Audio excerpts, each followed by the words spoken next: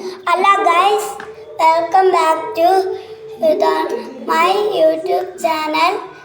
ഇതാണ് എൻ്റെ അടുത്ത ഫ്ലവറിൻ്റെ വീഡിയോ. പിന്നെ ഇത് എൻ്റെ ചേട്ടായി കുട്ടൂസ് ഞാനും ഉണ്ടാക്കിയതാണ്. ഇതുണ്ടാക്കാൻ ഇച്ചിരി പാടുപെടുവേ. പിന്നെ കത്രിക എല്ലാം എടുത്ത് വെച്ചോണം. ഇത് നമ്മുടെ ഇവിടെ ഇങ്ങനെ വെക്കാം. എന്തെങ്കിലും ഒരു സാധനം എടുത്തിട്ട് അതിലോട്ട് ഇങ്ങനെ കുത്തി വെക്കണേ. എന്നാലും ഇത് കാണാൻ നല്ല ഭംഗിയാണ്.